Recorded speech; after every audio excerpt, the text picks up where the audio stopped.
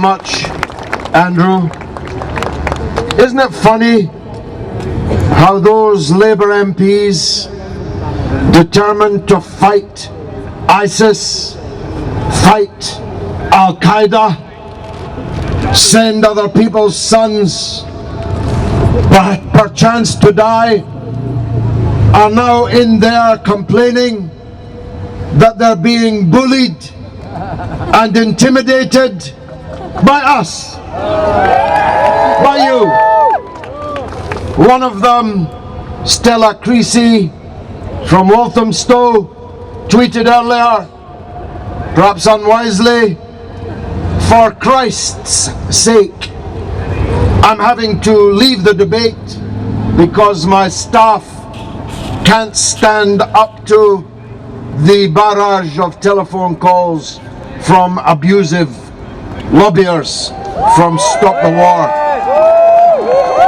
Well, whilst I'm sorry if any member of her staff was abused, the people in Syria, perhaps tomorrow, but more likely on Friday, are going to be facing up to a lot worse than an angry email or an irate telephone call from a constituent.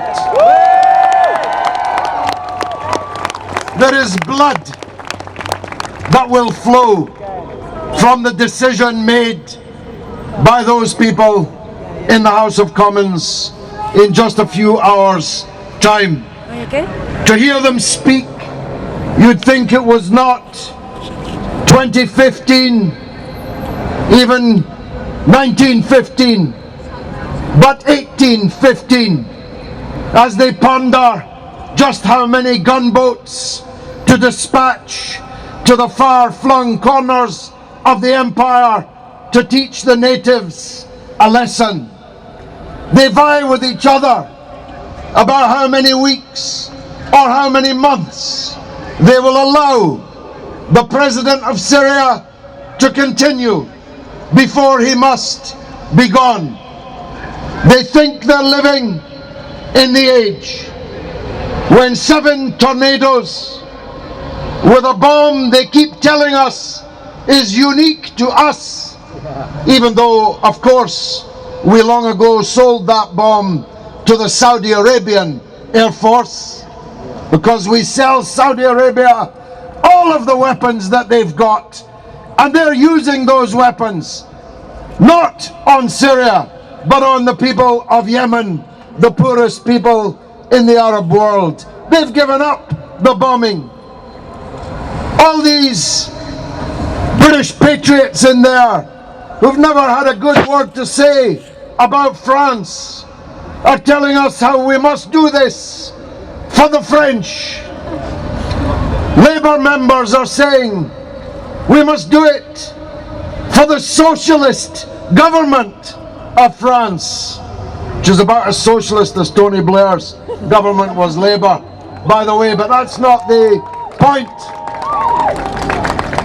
My main concern is this: that what they're planning to do will not only achieve nothing, but will achieve the opposite of that which they say it intends to achieve.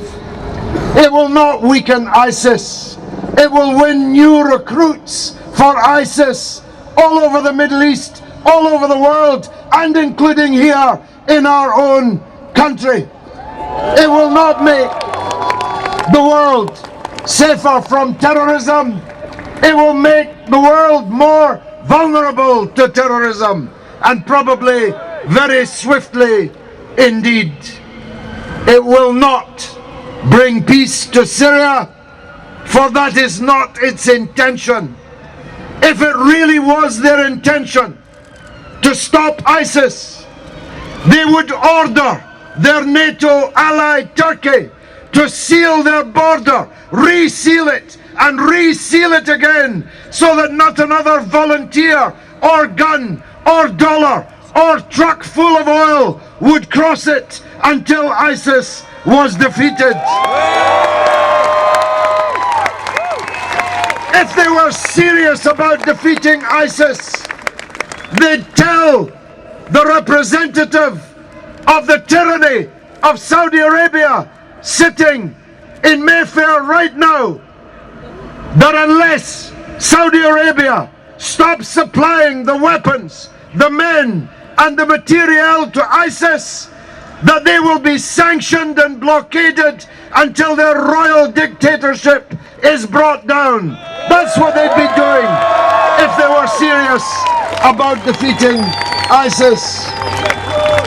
But a number of them in today's debate, Andrew, could not conceal their real purpose.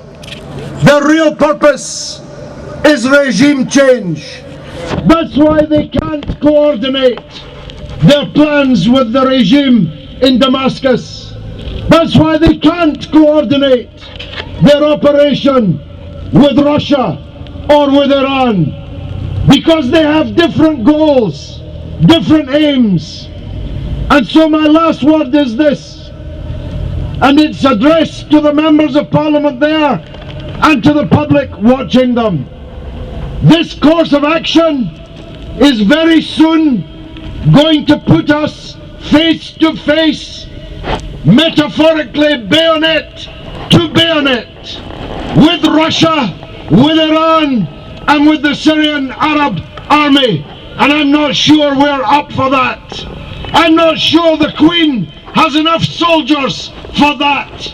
And I don't believe the British people have any appetite for that. Yeah. So, in the 2 hours remaining, or 3 hours remaining to us, if you've got your mobile phone, dial them, 219-3000, ask for them by name, tell them you're outside here, and tell them that you're demanding.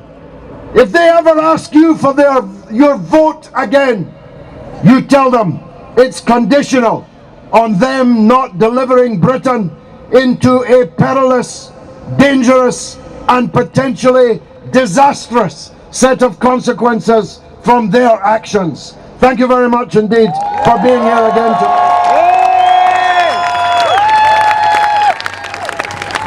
Thank you very much, George. And George is of course right when he says this is a regime change war.